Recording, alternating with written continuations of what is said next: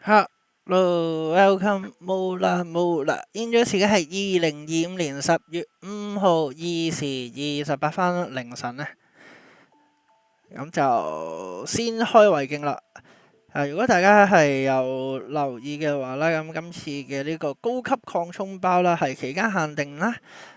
個圖鑑係分開計㗎啦，即係可能你以前有入手過嘅卡咧，或者係仲未入手過嘅卡咧，係呢個包包裏邊抽到嘅話咧，係唔會幫你填平原有圖鑑嘅嗰個窿嘅，你都係必須要喺嗰個包包度原有嘅包包度抽翻去先可以填補嗰個窿。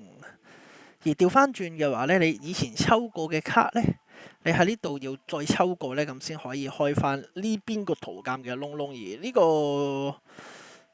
擴張包嘅開放期限咧，就去到10月尾啊。佢嘅特色係會包一張4星卡啦，最少會有一張4星卡啦，4星或以上嘅卡啦會補，然後就一包嘅包包裏邊咧得4張卡嘅啫。假如玩家嘅朋友啦係玩呢個抽卡挑戰咧，佢都係抽咗呢個包包嘅話咧，咁因為係得4張卡嘅關係啊嘛，咁所以如果係得呢個抽卡挑戰嘅話咧，佢係會撚一個沙漏咧，兩個啦，一對嘅沙漏咧。咁就係我嚟搭夠嗰個機率啦，就唔會俾大家4張卡啦。跟住見到有一啲閃好搞笑嘅卡，就係一啲可能係啲 basic 啊，一啲平時係白卡嘅普通卡咧，肯定會有個閃底嘅版本啦。呢下咧我係會回想起啦，即係年幼嘅時候咧，喺嗰啲報攤出邊嘅一啲1蚊嗰啲扭卡機咧，嗰陣時咧正版嘅卡牌咧就我諗去到一隻芒咧嘅血咧去到100咧就已經好勁㗎啦。咁嗰個年代嗰堆反彈卡啊，翻版卡啊，一隻波波都可能幾嚿水 HP 啊，跟住支招可能亦都係講緊一粒珠就又好高攻咁樣啊，通貨膨脹預知未來嘅感覺啊。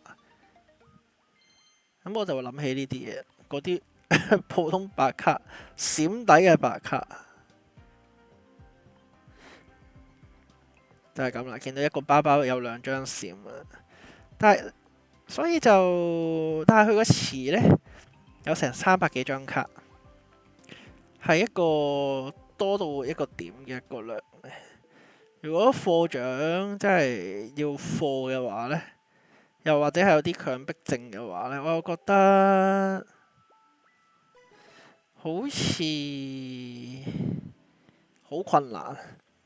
好啦，到底我10年抽40張卡，會有啲什麼東西出現呢？可唔可以開得差啲？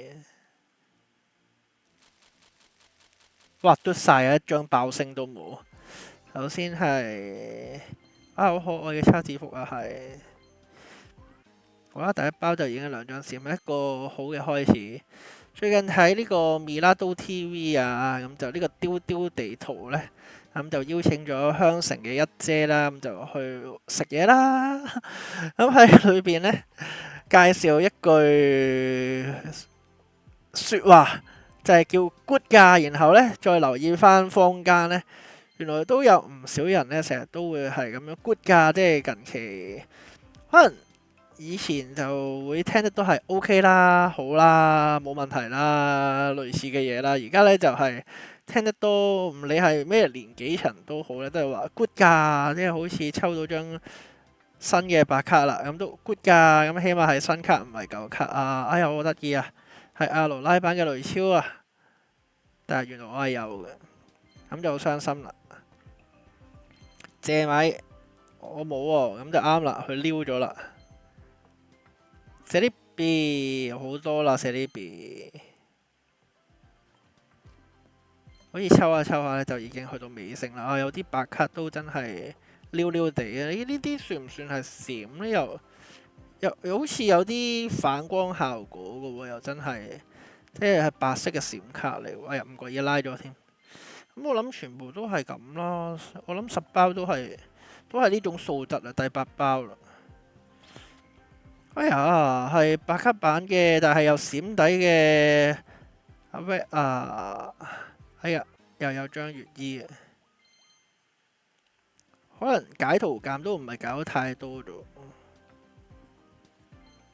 都係嗰句呢，個詞太差呢。咦，有隻卜卜，不過都有啦。咦，仲有包，最後一包啦。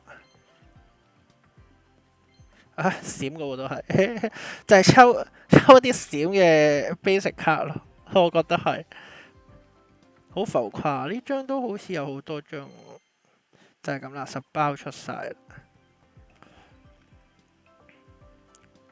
咁我覺得身為一個無貨，出咩都冇所謂啦，要出就出，即係唔追求嘅話呢，咁係 OK 嘅。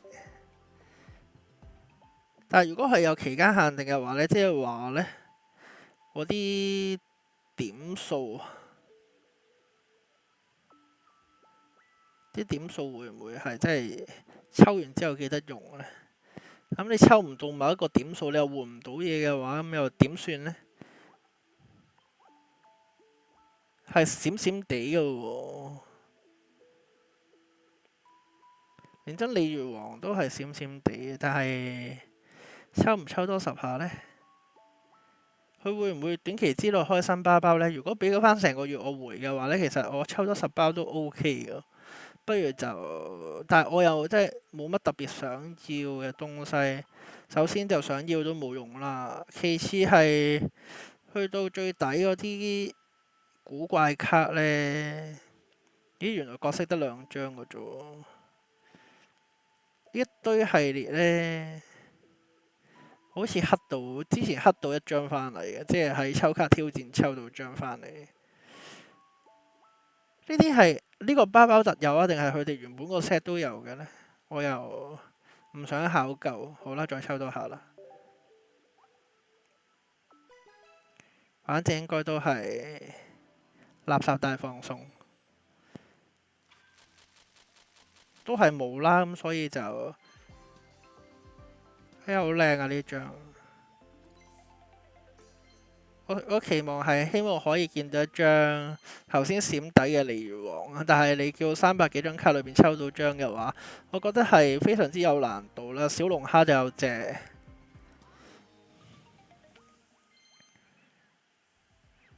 我應該都，咦，哇靚喎，2張靚嘢喎，呢張又唔見佢閃，哎呀，就係呢啲啦。就係呢啲啦，開到張喎，即係唔關嗰啲包包拆完包包唔會爆彩光噶喎。哇！呢張都冇啊，呢張大潮不備，但係咁閃嘅，點解會有嘅？咁其實我呢10包就哇正啊，閃嘅糖啊，但係唔係全圖嗰張糖啦。呢個悶搖，即係頭先。哇！第1張已經係閃，一張大卡。哇！嚟到咗佢哋係咪閃啲㗎？點解我覺得會有種錯覺係會閃啲嘅？咦？有機又有張，冇啦。條邊係唔係唔同啲㗎？咦！今次呢10包係好嘢嚟㗎喎，真係。哇！全圖版嘅甲殼印蛙。靚啊！我得意啊！卡比，但係唔係溜嘅，第幾包啊？第8包，閃嘅呢張係，哎呀，冰衣，所以你話要指定一張白卡係，我直接換咯。如果係咁嘅話，啲臨尾都好似有啲靚嘢喎，沉龜底喎。噔噔噔噔，都係卡比嚟嘅，2隻閃閃卡比啦，就係咁啦。咦？仲有拉屎包？冇啦，呢張最多咪普通 EX。哇，係噩夢神啊！就係咁啦，21包啦，抽成咁啦，都抽到張好嘢嘅，但係我唔知佢係要進出嚟㗎啦，原來係要進嘅咩？唔係一打返嚟就係咁嘅咧咩？想當年係要進嘅咩？即係冇為意。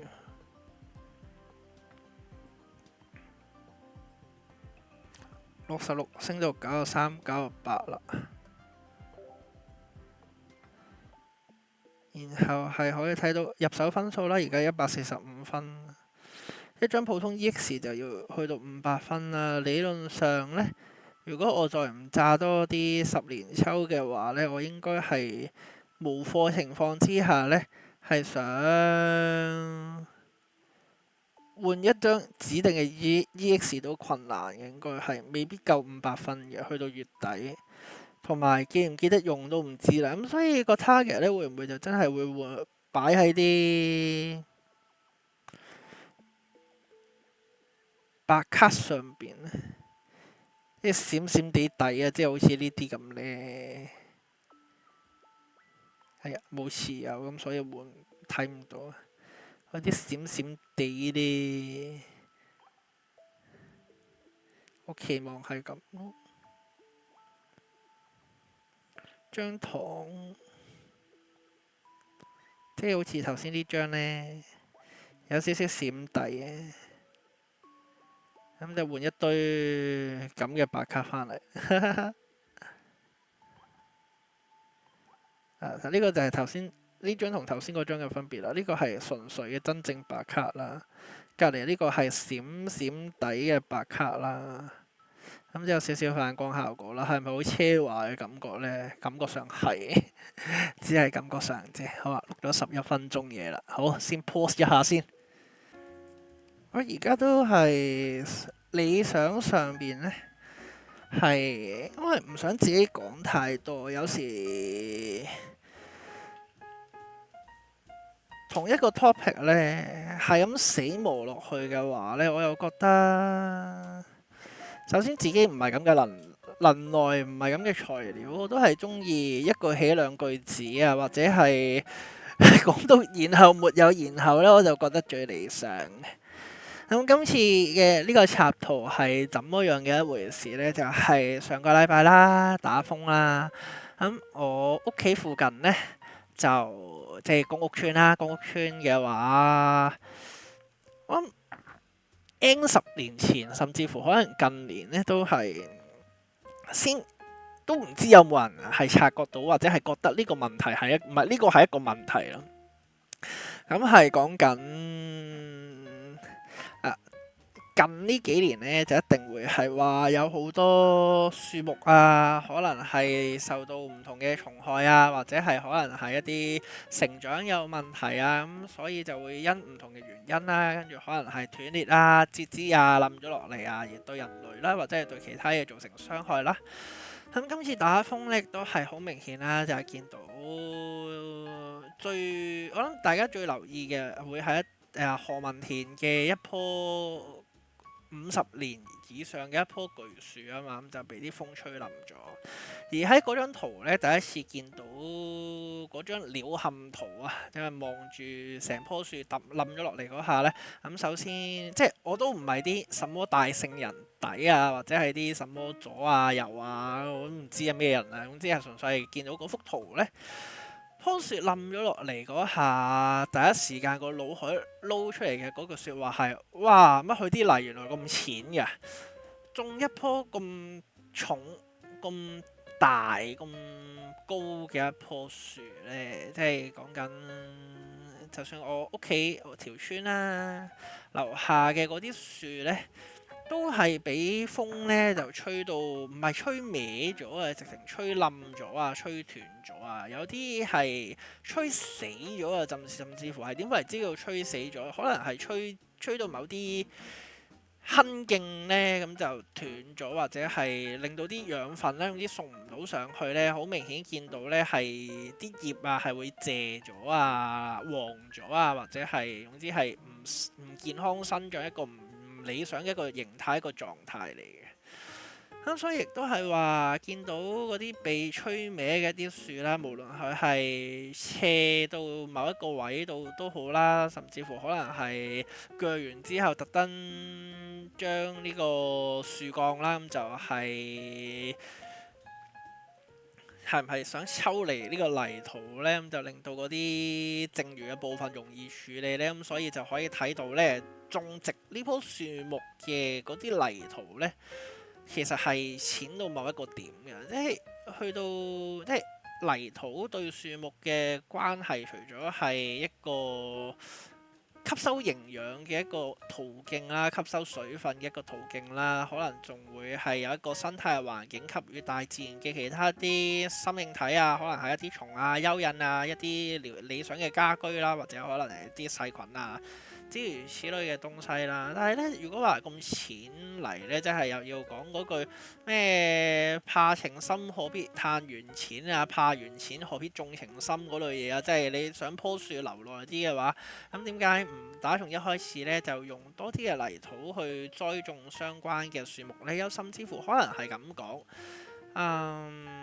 根本就冇預計到咧，將同一棵樹咧擺喺一個位置咁耐啊，或者甚至乎可能係唔識啦，或者係冇諗過咧，種咗棵樹 N 年之後，講唔係 N 年啊，都唔係 N 年，係 N 十年之後啊，估唔到佢仲未死啊嘛，咁可能種嗰個瓜咗棵樹都未瓜咧，咁所以又搞唔到啦，設計唔到啦，預計唔到呢個咁嘅狀態啦。呢個咩狀態咧？就係佢泥淺，咁啲根個抓地嘅力咧就自然係弱㗎啦。咁似嚟緊就係啱啱吹完嗰個10號波呢啲風啦，咁一啲樹吹到冧晒、斷晒、折晒。呢個亦都唔關係唔係10號波嘅問題事，呢個係一個結構性嘅問題，一個基本性嘅問題，就係講緊就算係喺馬路兩邊啊，或者係沿途路上，甚至乎可能講緊我唔好講公園位置裏邊啦，可能講緊大家民居所見到嘅一啲樹木啦，可能係一啲觀賞用也好啊，或者係為咗存在而存在嘅樹木也好呢。我諗佢哋都係有種嗰啲叫咩我哋人類住嗰啲叫太空艙啊、農屋啊嗰類嘢啦。咁我諗對棵樹嚟講嘅話，如果啲泥土呢係好淺嘅話呢，即係根本係冇得深入去某個位嘅話呢，當然啦，樹係會生長啦。有時見到有啲形態、有啲狀態都係啲樹根呢，咁就會係貪婪地呢，咁就係鑽穿地面啊、鑽穿金屬啊，就去依附到唔同嘅位置啊、唔同嘅地方去吸收自己所需要嘅東西啊。但係呢啲情況我諗都應該偏少嘅，同埋唔係每一條根呢，或者係每一次呢都有咁嘅能耐、有咁嘅力量呀，或者係有咁嘅機率去做到嘅。咁所以咧就係話啦。喺一個結構性同一個根本性呢個泥淺如何解決是好呢？所以就話打完風之後呢，就甚至乎可能講緊落雨都係啊，因為泥淺嘅關係呢，咁所以呢，可以儲到嘅水亦都有限啦，吸到嘅水亦都有限啦。咁可能就會浸壞啲根啊，浸死啲嘢啊，咁所以打風落雨之後呢，無論係怎麼樣也好啦，即係要係落到街上面行嘅話呢，一來呢就係最好唔好聽歌啦，咁就可以從聽覺上邊呢，咁就得到多啲嘅路面資訊呢，咁就起碼多啲路面資訊嗰陣時就係即係起碼知多啲啦，就增加自己嘅安全度啦。因為棵樹冧之前，起碼都可能有啲端倪啊，或者有啲枝節啊，可能都即係成日睇電視都有啦。棵樹斷嘅時候都會擊嗒咁一聲咁樣會俾大家聽到㗎嘛。可能現實世界亦都會係咁樣呢。咁所以就係話。遠離唔到，但係自己又冇極端工作嘅一個許可，咁又冇得 work from home 喎，咁一定要仲要同人鬥早翻工嘅添，唔敢鬥早翻工嘅話，即係距離呢個風球嘅遠離嘅距離就未去到太遠啦，即係比較近嘅時間。因為你越早出門口，即係話個風未走得遠啦，未走得遠嘅話呢，咁可能相應地呢個戶外環境呢都係比較危險啦。咁如果喺呢個時候呢，仍然係諗住即係睇電話啊、聽歌啊、做即係用唔同嘅嘢嚟分散自己心神呢，係一件非常之不智嘅一件事嚟嘅，即係我覺得會係咁啦。打風嗰日我又點過呢？打風嗰日係啊，我係唔使返啊，我係直接第一日就在家工作，第二日就直接放咗日假，跟住嗰日就已經夜晚黑咩波都除晒啦，咁就之後翌日亦都係正常咁返工咯，咁亦都冇宣佈什麼極端工作不宜返工嗰啲咁嘅嘢啦，因為哪怕係講緊有人記錄自己返學嘅路上啊，或者返工嘅路上都沿途荊棘也好呢，即係講緊屋企樓下啲樹都清咗成個禮拜都未清完，又見到好多雜木廢木好浪費嘅一種咁嘅感覺。咁到底嗰啲木材會係俾人處理啊，或者可能係俾人賣去造紙啊，定係做其他用途呢？今次應該會大量入手到大量嘅木材啊，呢啲好重啊，一啲樹枝啊，一啲樹葉啊，到底呢啲因風災而衍生出嚟嘅一啲甩落嚟嘅一啲枝節，會係受到怎麼樣嘅對待呢？真係有少少耐人尋味嘅一種感覺啦，就伴隨住呢種點解會用到耐人尋味嘅呢樣嘢呢？然後係我食過，我唔諗住開集復常啦，喺度聽到就聽啦。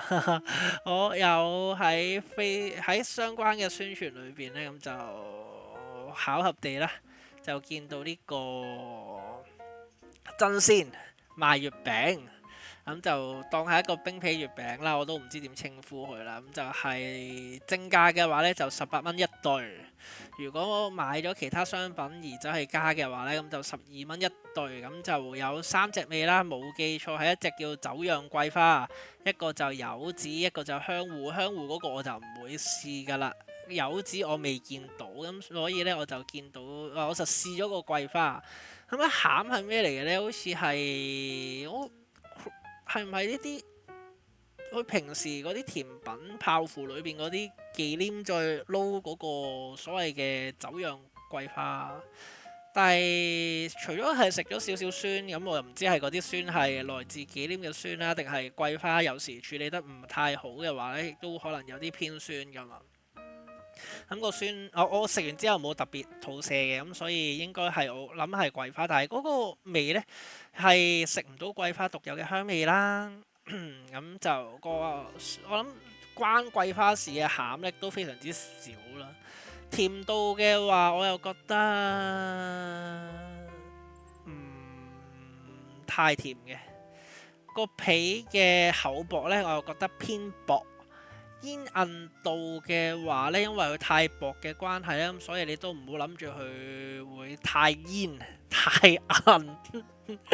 咁所以，但係以一個甜點嚟講呢，12蚊嘅話呢，我又覺得，因為今次佢話有個好有趣嘅情況係，我一心都諗住衝去買，即係睇下有冇月餅買嘅，因為好想試下伏啦。但係呢，就買嘅時候，可能係唔知神推鬼拱啦，總之就買咗自己需要嘅食品之後呢，咁就冇睇有冇月餅呢，咁就直接埋單啦。咁就埋完單之後，埋去雪櫃睇，哎呀有月餅喎！咁理論上面啦，店員小姐嘅話呢，可以係直接嘟翻個原價啦，因為我呢一單呢，就的確係齋買個月餅啊嘛，咁所以我亦都12蚊也好，18蚊也好啦，咁都係拎咗20蚊紙出嚟啫。咁店員姐姐呢，就直接嘟咗個，即係打咗個12蚊俾我喎。咁我見到我俾12蚊嘅時候呢，首先我好愕然啦。咁店員姐姐都冇講其他嘢啦。咁呢個有陣時就係講緊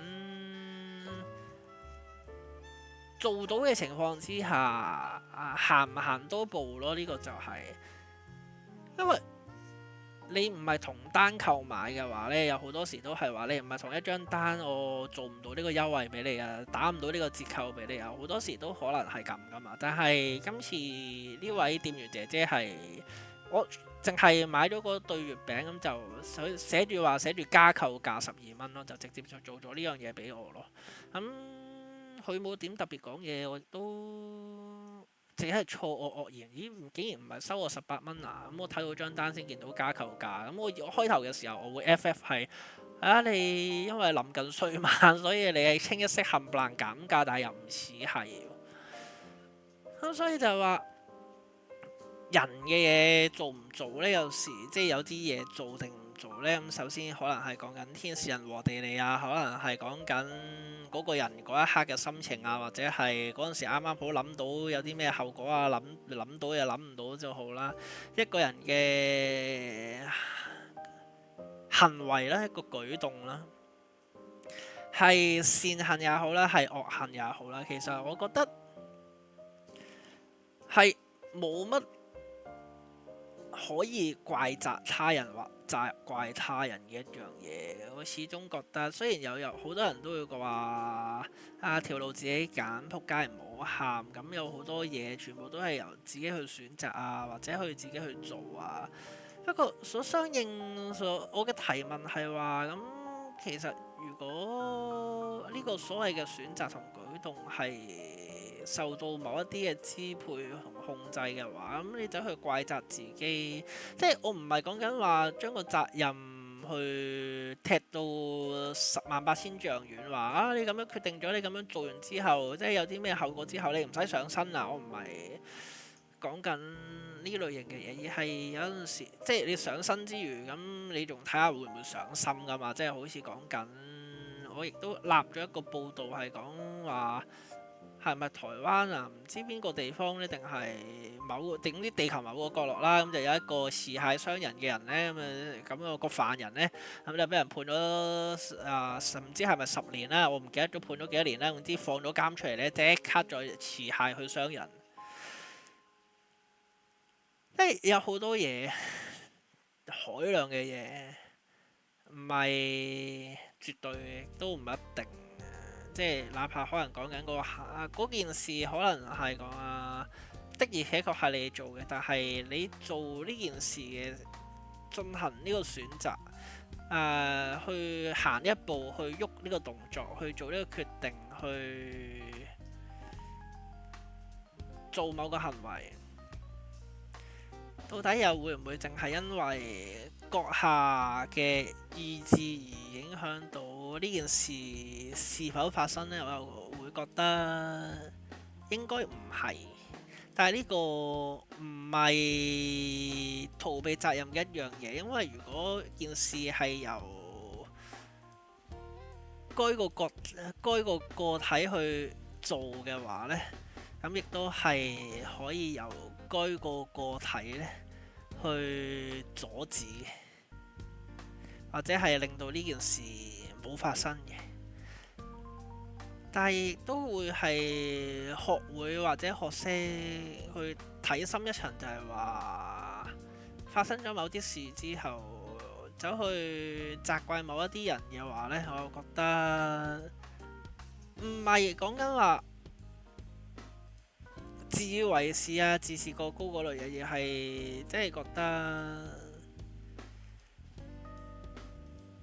可能責任真係並不在佢呢，而係個劇本必須要有呢件事去發生，而有呢件事發生嘅話，必須要有一個人去做嗰件事，而啱得咁巧佢係被編排或者係排隊，或者係啱得咁巧喺咁近嘅時候。呢件事係由佢而做，或者係由佢而所引起嘅唔同嘢呢。咁所以走去責怪某一啲人去做某一啲嘢嘅話，我有時候會可以嘅話咧，但多數都唔可以啦。當然係，我就會褪後108000步，唔好講咁誇張啊，可能褪後1-2步，然後俾多個距離自己去思考，諗下發生成咁嘅話，首先自己會唔會都要負翻少部分責任呢？跟住衍生下一個對白就係，即係大部分責任喺佢度啦，唔係講緊呢樣嘢，即係淨係話係唔係真係可以因為件事發生咗，咁咁就令到自己有啲負能量，有啲負情緒嘅話，就真係要求其揾個人去發泄呢。如果我又覺得揾個人去發泄下嘅話呢，其實都合情合理嘅。合情合理嘅話，但係發泄完之後，咁件事都始終係發生咗啦。你因呢個相應嘅負情緒而去做相應嘅一啲唔太好嘅舉動，咁又何苦呢？要學會識喺個位度停啊，或者去阻止自己去做某啲嘢啊，或者即係適當時候真係要令自己別想太多，即係唔知點解突然之間想講呢啲嘢，但係我唔記得咗自己係講乜嘢嘅時候講到呢方面嘅嘢啦，由佢啦，一切隨緣啦。現在時間爭1分鐘係3點鐘啊，咁我就啱啱就又鳩噏咗咁耐嘢啦，咁所以都係時候要休息下啦啊！咁我哋就下條片見啦，先預祝大家中秋節快樂。我哋如果啲咩呢？我諗有心情嘅話，可能禮拜一再錄啦，冇所謂啦，反正都係做記錄。好啦，我哋下條片見啦，拜拜。